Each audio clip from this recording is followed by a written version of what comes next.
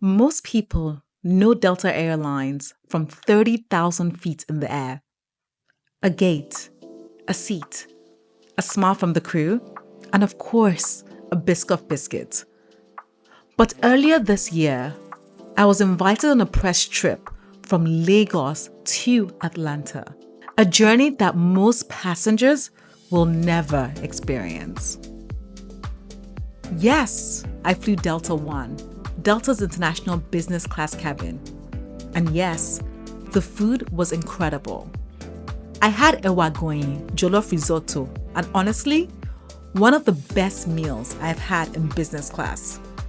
But this trip wasn't about fine dining or flat beds.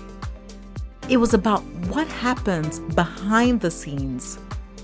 The systems, the training, the people who make flying possible. Our flight was rescheduled due to storms. By the time we finally landed in Atlanta, it was late, tired, cold, behind schedule, and completely unaware of what was waiting for us. What followed wasn't a tour. It was a story, and this is mine.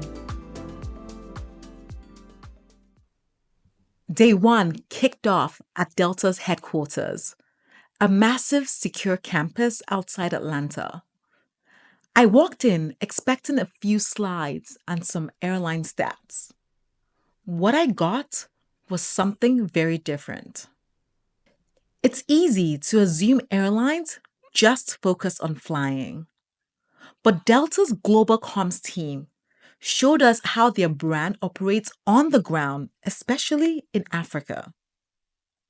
From blood donations in the US to STEM innovation camps in Nigeria, Ghana, Senegal, and South Africa, this wasn't PR, it was purpose. And that was just the beginning.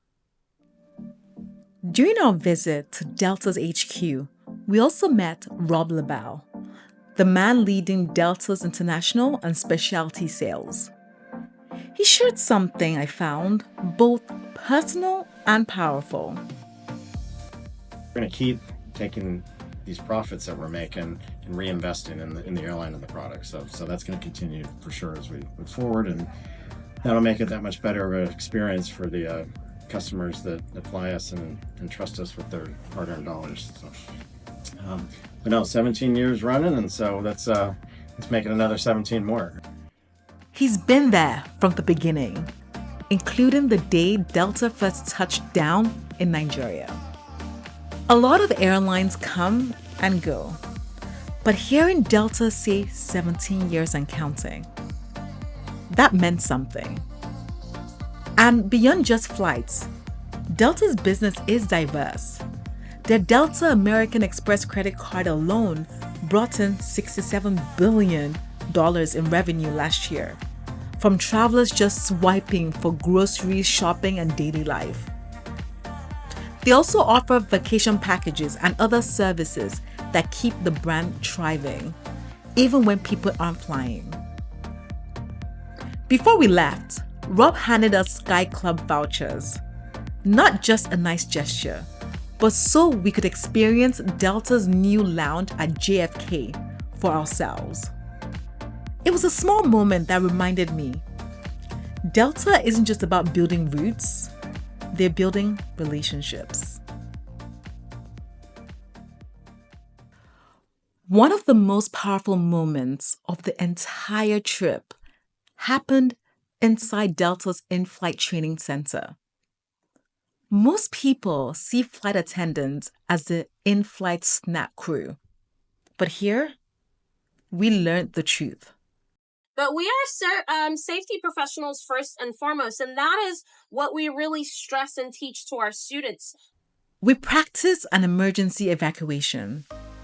We didn't get into the water, but we climbed into the raft and saw how crews are trained to handle ditching scenarios. It's detailed, it's high pressure, and it's all about saving lives. I left that space with more respect for flight attendants than I've ever had before. After the training center, I thought I'd seen it all, but then they opened the doors to the flight simulator.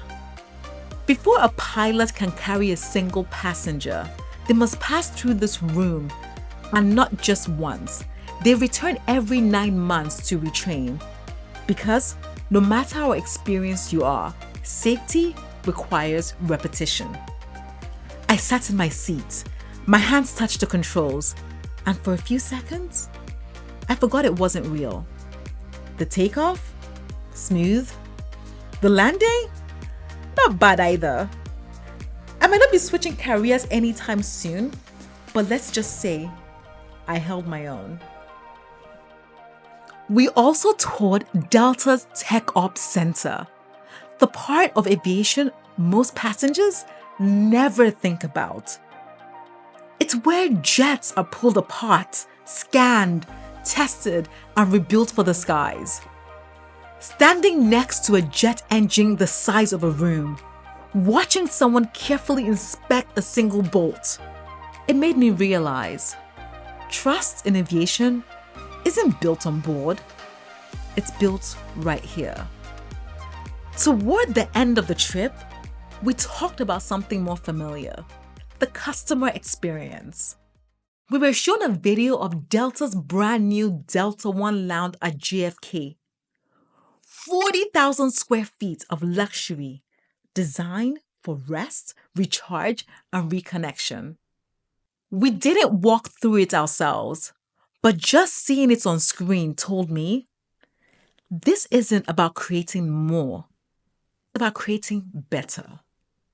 One moment that made me pause, in the best way, was meeting Julian Ugochukwu Anugom, a Nigerian-born director leading Delta's in-flight entertainment and connectivity.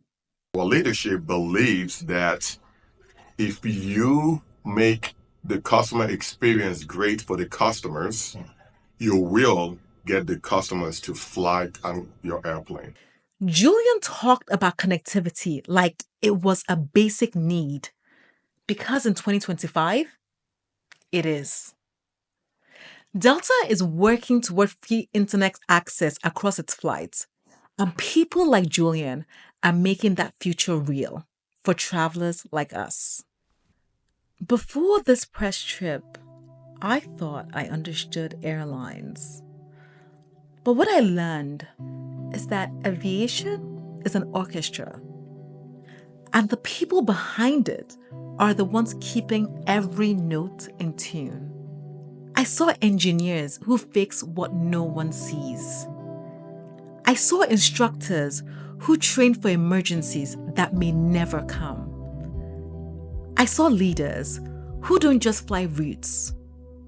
They build trust in every direction. And I realized something. Most airlines have seats. Most airlines have snacks. But not every airline has soul. If you've never seen this side of Delta before, now you have. If this story gave you a new perspective, don't forget to like, share, and subscribe. And tell me in the comments, what part of this journey surprised you the most? This was more than a flight. This was a story. And I was lucky to be a part of it.